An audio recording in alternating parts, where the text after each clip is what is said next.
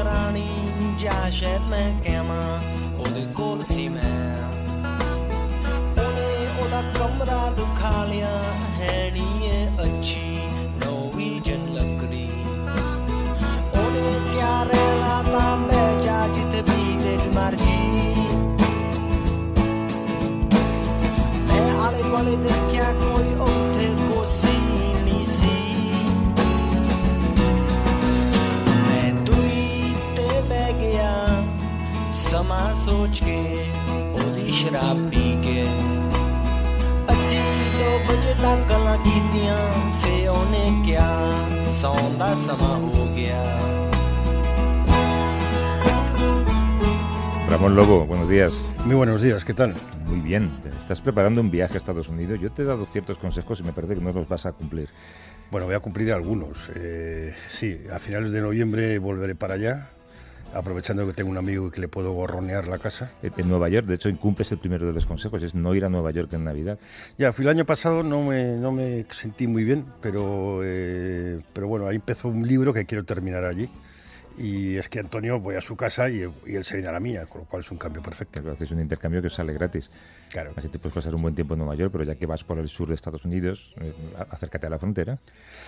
Bueno, vamos a ver, voy a Miami, también a estar con unos amigos, amigas en este caso, y luego igual te hago caso y voy a Arizona. En Arizona hay una fijación infantil que es el Monument Valley, por aquellas películas de John Ford de vaqueros, y ese sería el objetivo principal y luego ya veremos si añado frontera o qué añado. Bueno, mañana va a ser un día complicado en este país, ¿eh? Sí, va a ser... Bueno, si se publica la sentencia. Mañana va a empezar a ser más que un día, vamos a tener unas semanas complicadas donde espero que todo el mundo tenga la inteligencia suficiente de pensar en el después.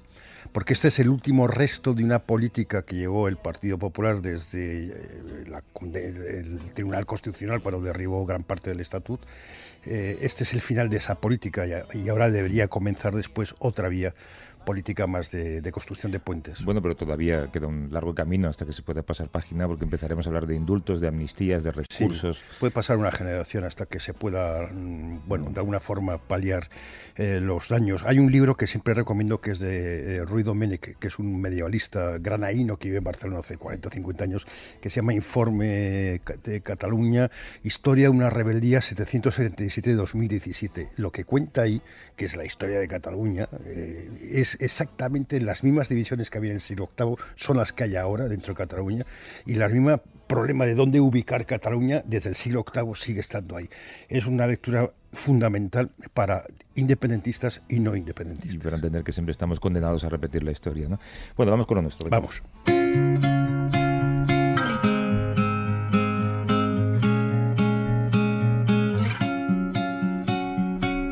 I'm going under in this time of fear, there's no one to save me. This all or nothing really got a way of driving me crazy. I need somebody to heal, somebody to know, somebody to have, somebody to hold. It's easy to say, but it's never the same. ¿Qué te gusta de Teddy Swims? ¿La barba? La barba. Está unos 6 o 7 centímetros más larga que la la verdad mía. es que tenéis un aire, los dos. Sí. Bueno, él está un poco más gordo que yo. Y tiene un poquito más de pelo. Sí, tiene más pelo y tiene tatuajes en la frente y yo no. Then you pulled the rug. I was getting kinda used to being someone you love. I'm going under in this time of ¿Tenéis miedo, Gerson? La verdad sí. Estando en el frente de batalla, no muy lejos, vimos como a un compañero, una bala perdida le impactó en el pecho, lamentablemente falleció al instante, y pues como todo ser humano siente miedo, pero ¿sabes qué siento, Rafa? Más amor a mi patria. Prefiero morir a que este gobierno se nos lleve toda la lucha de nuestros indígenas por décadas. Por mucho tiempo hemos luchado por eso. Y tengo miedo, Rafa. Tengo miedo, pero aquí sigo en pie de lucha. Lo escuchábamos hace una hora en directo en el informativo. Así que viajamos hasta un país que está viviendo una crisis que cada vez coge más temperatura. Ecuador vive días de tensión. movilizaciones en las calles, saqueos, caos, violencia convertida en la antesala de una crisis que no parece tener fácil solución, aunque también hemos escuchado última hora como el presidente intenta cerrar una herida que lleva abierta mucho tiempo. Sí, hay dos nombres claves. FMI, que ya sabes, donde ponemos este nombre siempre hay problemas, ha pactado una serie de ajustes con el gobierno de Lenín Moreno.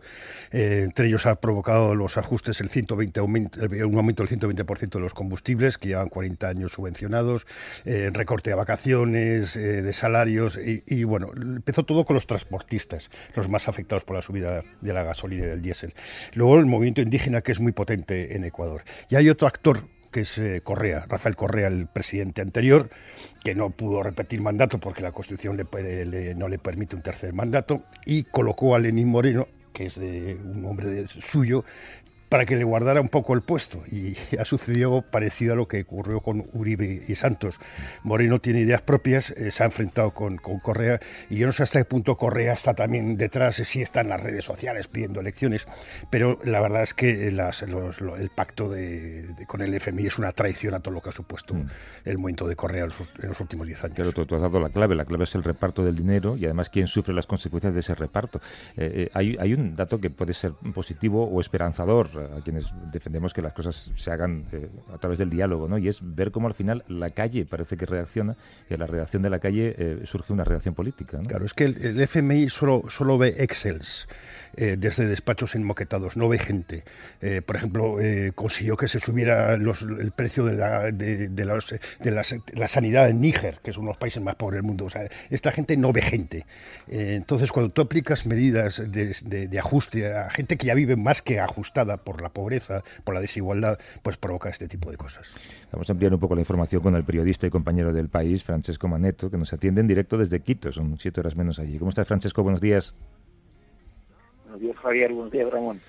Jornada ayer, todavía hoy para ti prácticamente, una jornada esquizofrénica, ¿no? Con protestas descontroladas a media mañana. Cuéntanos un poco lo último que ha pasado.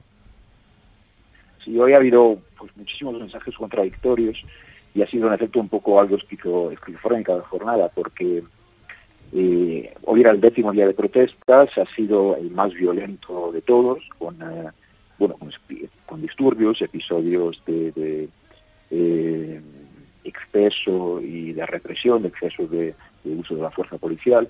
Y mientras todo eso sucedía cerca del Parque del Arbolito, en las proximidades de la Asamblea Nacional, en el centro de Quito, pues mientras todo eso sucedía, la principal organización que representa a los indígenas, que es la Confederación de las Nacionalidades Indígenas de Ecuador, anunció que se abría a un diálogo. Y minutos después, el presidente Lenín Moreno decretó una militarización, la llamó, y toque de queda a partir de las 3 de la tarde en Quito, que durará hasta mañana a las 3 de la tarde, y ahora el presidente esta noche ha dicho que durará hasta que haga falta. Una medida bastante polémica y drástica que de alguna manera pues podría tener un efecto muy grande, porque las protestas se han contenido con el toque de queda, pero no han desaparecido. Es decir, ha habido a lo largo de la tarde, a lo largo de la noche, otros episodios de otros duros choques entre manifestantes y fuerzas policiales, y también en este caso pues ha habido pues uno de los símbolos, digamos, de estas protestas estos días es el humo. Un uso, yo he estado muchas veces en Caracas, he estado en manifestaciones en Caracas, y aquí ha habido un uso bastante llamativo y profuso de las bombas lacrimógenas. Además, cuando eso sucedía en las calles del centro, que son estrechas, pues digamos que el humo se queda ahí estancado. Y por otro lado, los indígenas, en casi todas las esquinas, desde ese Parque del Arbolito hasta el centro, pues encendían hogueras con lo que encontraban, a veces con ramas, con neumáticos, etcétera. Con lo cual, digamos que estas señales de humo estos días en Quito han sido uno de los símbolos que anticipaban la presencia de los indígenas por un lado y de las fuerzas policiales por otro. Hay una noticia de las últimas de última hora, de las últimas 2 horas. Naciones Unidas y la Conferencia Episcopal han anunciado que mañana a las 3 de la tarde, es decir, cuando se cumplan 24 horas del comienzo del toque de queda, habrá una reunión entre los líderes, los dirigentes de la Confederación de Nacionalidades Indígenas y el gobierno para, tantear, ensayar una posibilidad de diálogo. Pero mientras tanto ya han advertido los indígenas que, digamos que de alguna manera negociarán o dialogarán en la lucha, en el conflicto, que no se van a ir de las calles hasta que lleguen a un acuerdo. Los indígenas, hablábamos antes de las reivindicaciones de fondo que tienen que ver con su situación y con el reparto de la riqueza, es decir, casi el reparto de la pobreza a veces. Pero hay otras cuestiones de fondo, ¿no? No sé, vienen de la izquierda o del correísmo, tienen que ver con la posición frontal a Moreno.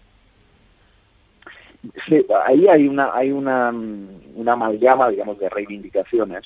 Estas protestas las han encabezado desde el principio. Justo al principio fue el sindicato de transportistas, después se sumaron los indígenas, porque evidentemente en Ecuador hay casi 18 millones de personas y hay alrededor de 1,5 millones de indígenas o de personas que se declaran de indígenas en el censo, y ahora aquí en Quito hay decenas de miles de representantes de comunidades indígenas que básicamente pues son campesinos, se dedican a la tierra y tienen maquinaria agrícola y necesitan trabajar la tierra pues gastando gasolina, evidentemente, y son comunidades especialmente golpeadas por la pobreza y por la miseria. Los indígenas son los primeros en sentir, digamos, los golpes de estos recortes.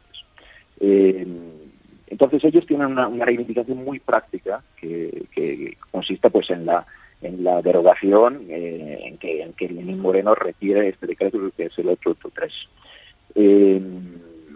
Pero se han sumado estos días también a sus reivindicaciones pues colectivos estudiantiles, sindicatos, sobre todo sindicatos de transportistas, y organizaciones que llamaríamos de izquierdas, aunque no exactamente, en cualquier caso próximas al anterior gobierno de Rafael Correa, que de alguna manera Lenín Moreno le está acusando desde el principio de pilotar y de dirigir estas protestas en la sombra, desde Bélgica, desde donde vive, desde que dejó el cargo. Sin embargo, la sensación lo está acusando, no ha presentado evidencias, no ha presentado pruebas todavía, y lo que está haciendo Correa de facto es jalear las protestas, aplaudirlas, está en las redes sociales todo el día, lo habréis visto, ha pedido un adelanto electoral que está contemplado en la Constitución por razones de conmoción social, y de alguna manera pues el correísmo, el llamado correísmo en Ecuador, sigue vivo. En las últimas elecciones en abril, en las últimas elecciones locales, pues candidatos, digamos, correístas demostraron que tenía todavía cierta proyección, digamos, su proyecto. Dicho esto, también está el factor pues que como fantasma que está aquí en toda la región, y no solo aquí en la región andina o en América Latina, está, digamos, el factor Venezuela, el factor Nicolás Maduro. A última hora de la tarde, Moreno ha dado una comparecencia televisada en la que ha responsabilizado abiertamente pues Correa, y no solo Correa, sino Nicolás Maduro, y a lo que ha llamado narcoterrorismo. Es decir, elementos pues ilegales, de grupos armados ilegales, etcétera. Son acusaciones que está lanzando el gobierno que, no obstante, no han sido, digamos, corroboradas. No se han visto reflejadas de momento en evidencias o pruebas. Es curioso, Ramón, esto de la agitación desde Bruselas, ¿no? Sí, el caso es que, Correa es un personaje. Sí. El primer Correa, los primeros 5 años, estuvo muy bien. Un lenguaje muy de izquierdas, con una enorme fuerza, con un petróleo muy alto, igual que Chávez cuando tenía el petróleo alto. El segundo Correa ya no está tan bien, tuvo muchos problemas con los medios de comunicación, tuvo muchos problemas con sectores muy a la izquierda, LGTBI, etcétera. Sí, de hecho, déjame sumar a la conversación a otra periodista que es colaboradora en el New York Times, en el Washington Post, y es editora del medio digital JK Ecuador, es María Sol Borja. ¿Cómo estás, María Sol? Hola, ¿cómo están? Un gusto acompañarles. Me gustaría saber que nos contaras, como parte además de ese sector, cómo está viviendo esto o si está recibiendo ataques incluso los medios de comunicación. Sí, realmente la cobertura ha sido de las coberturas más difíciles que yo he hecho. Yo no recuerdo en ningún momento, a pesar de que en Ecuador ha habido momentos de convulsión social y hubo un periodo en el que los presidentes fueron sacados antes de terminar su periodo, pero no recuerdo yo un momento de tal convulsión social como lo que se está viviendo ahorita y de tal riesgo para los periodistas. Una organización que hace alertas sobre la situación de la libertad de expresión y la libertad de prensa, Fundamedios, ya ha alertado más de 100 ataques a periodistas, intentos de robo de los equipos, destrucción de vehículos, agresiones, golpes, insultos.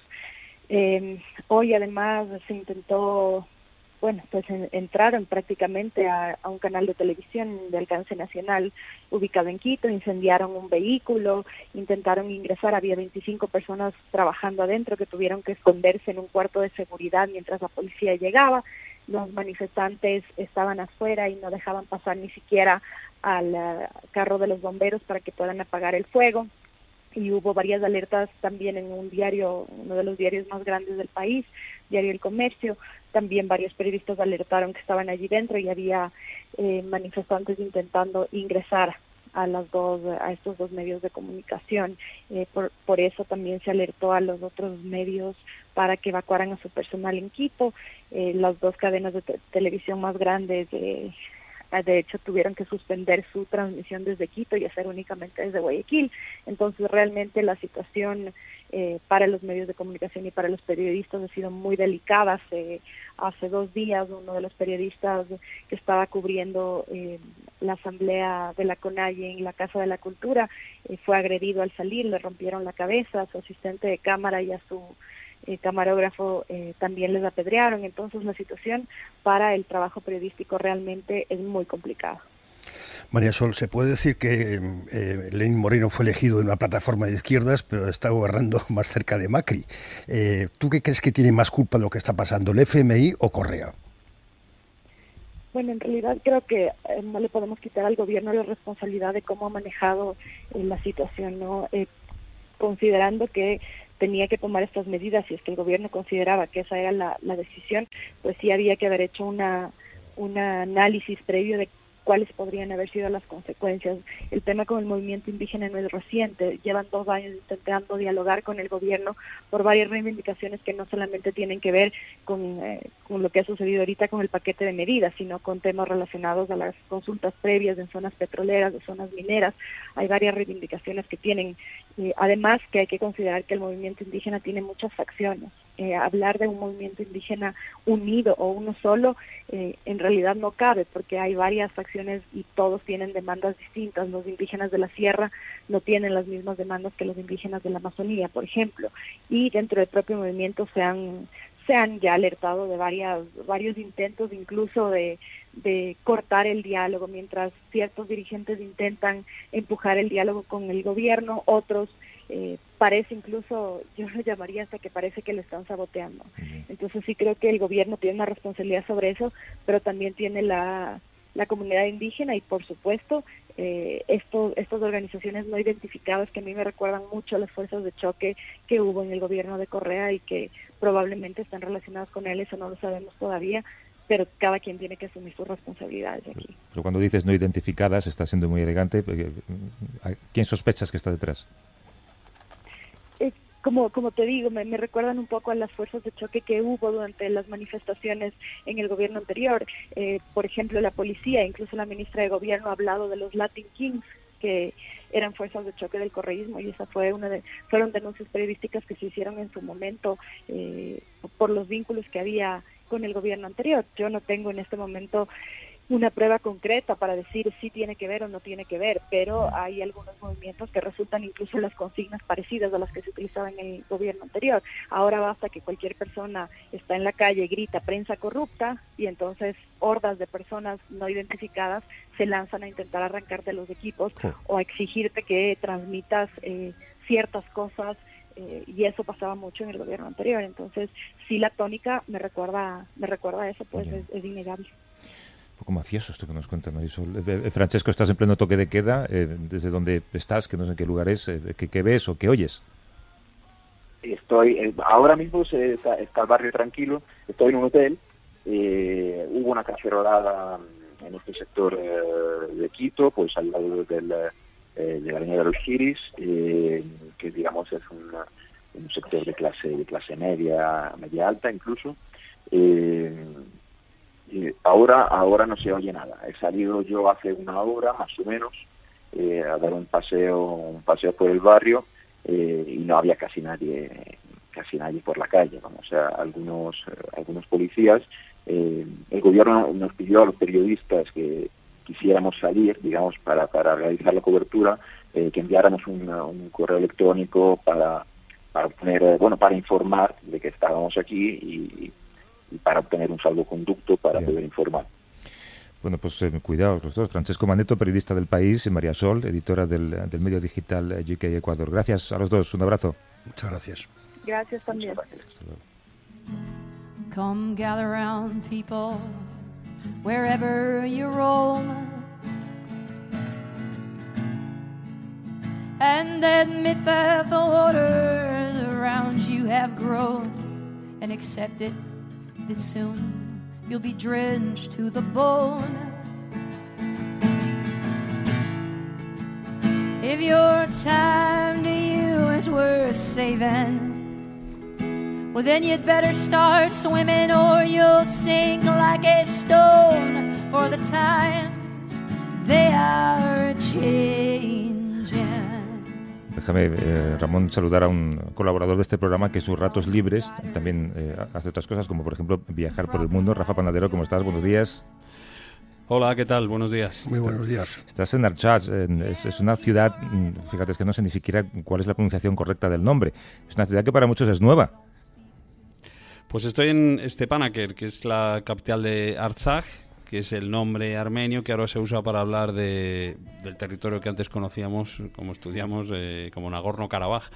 Esto era una provincia de la Unión Soviética que fue asignada en su día por Moscú a la República de Azerbaiyán, aunque los que vivían aquí dentro eran sobre todo de origen armenio o eran de la República vecina de Armenia. Cuando llegaron los tiempos de la perestroika, se empezó a reclamar desde aquí la independencia, y ya con la caída de la Unión Soviética, año 91, pues esa petición se transforma en una guerra con Azerbaiyán, una guerra que duró 3 años.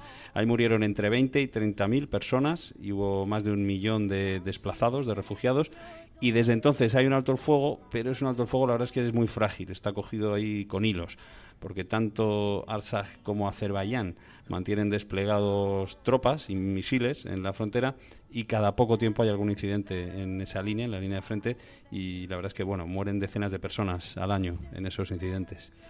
Artsaj, un lugar que es un territorio que es un ejemplo de conflicto olvidado o conflicto congelado. No hay guerra, pero tampoco hay paz, Rafa. Bueno, conflicto olvidado, conflicto congelado.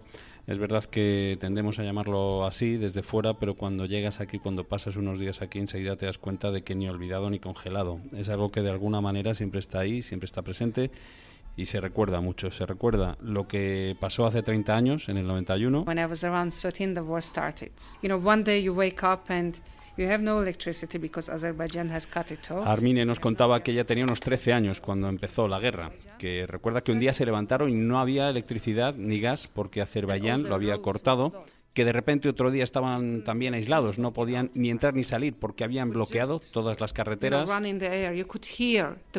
que en su pueblo, cerca de la frontera, escuchaba las balas a su alrededor cuando salía a la calle, y recuerda también que en su mismo bloque vivía un médico azerbaiyano que incluso trabajó con su madre, pero que se marchó poco antes de que empezara la guerra. Y era un tipo normal, concluye. Se recuerda también lo que siguió pasando después del alto el fuego. Mis juguetes de infancia, recuerda Artsaj, fueron las armas y las balas. Jugábamos con todo lo que encontrábamos en la calle y hasta nos divertía el ruido de los aviones sobre nuestro pueblo. Después de la tregua, cuando cumplí 6 años, me quedé ciego porque me explotó una mina que se había quedado olvidada y no era del ejército azerbaiyano.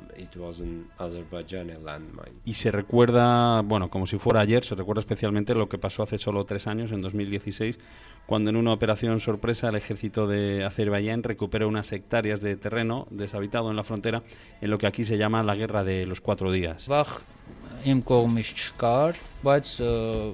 El subteniente coronel Gulian estuvo entonces allí, en primera línea. Nos cuenta que personalmente no se asustó porque su ejército está bien preparado para esto, dice, pero sí tuvo miedo porque sabía que iba a haber víctimas entre sus tropas y entre los civiles. Y las hubo, efectivamente, más de 30 en cada lado. En el lado de Artsakh, algunos de ellos ejecutados, torturados e incluso decapitados, según el informe con fotos durísimas que hemos visto estos días por aquí en la oficina del Defensor de Derechos Humanos. ¿Y qué soluciones se ven para esta situación? Pues mira, arreglar el día a día o por lo menos mejorar la situación de aislamiento que se vive aquí a lo mejor pasaba por cosas sencillas como volver a abrir el aeropuerto. Resulta que es muy difícil llegar hasta aquí, están cerradas las fronteras con todos los países vecinos y solo se llega por carretera, por 2 carreteras desde Armenia, 2 carreteras en bastante mal estado que discurren entre montañas y con muchas curvas, se tarda mucho. Y cuando llegas aquí te encuentras que hay un aeropuerto nuevo, reformado en 2010, está perfecto, huele a nuevo incluso, es impresionante verlo tan vacío. Cuenta con todos los certificados internacionales, pero no funciona porque Azerbaiyán amenaza con derribar cualquier avión que aparezca en lo que considera su espacio aéreo. Reabrir ese aeropuerto pues sí podría arreglar un poco el día a día. Lo otro, el problema de fondo, el problema político parece más complicado porque hay muchos intereses. Azerbaiyán, por un lado, es una potencia petrolera y gasística. A solo 40 kilómetros de aquí pasan un par de oleoductos en dirección a Europa y eso quizá explica el desinterés de la Unión Europea en esta zona. Es algo que también da más fuerza al régimen de Aliyev, que cuenta además con el apoyo firme de Turquía, un actor clave en toda la región, que se está viendo estos días, ya acabáis de hablar de ello. Y cuenta también con el apoyo de Rusia y de Israel, que le suministran armas, con lo cual parece que tiene un ejército mejor preparado que el del otro lado. El otro lado, en Artsakh, que tienen, tienen el apoyo de Armenia, claro, y también de la diáspora, de esos millones de armenios que ponen mucho dinero desde el exterior para que aquí dentro se pueda seguir aguantando, seguir manteniendo la situación, ¿no?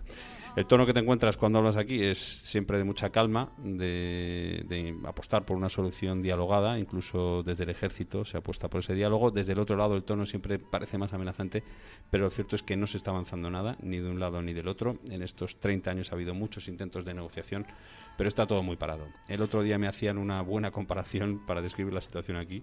Me decían que aquí se sabe que el sol sale por el este, se sabe que el sol se va por el oeste y se sabe también que estamos en guerra con Azerbaiyán. Conociéndote, Rafa, habrás aprovechado por lo menos para completar tu discografía de Aznavour, ¿no? Bueno, sabes, el objetivo real del viaje era ese, ¿no? Conseguir ese disco raro de Aznavour, que aún me faltaba. Está conseguido, pero estate también tranquilo porque además creo que voy a poder llevarte algo también a ti y bueno, te va a gustar, ¿eh? Creo que lo vas a poner ahí en un lugar destacado en tu salón junto a los discos de Rufus. Miedo me está dando. Rafa Panadero, gracias y buen regreso. Hasta luego. Chao. Bueno, hasta la semana que viene entonces. Un abrazo. Adiós. Buenos días. Y Ramón Lobo, la semana que viene. Buena semana. Chao. A vivir que son 2 días. Javier del Pino.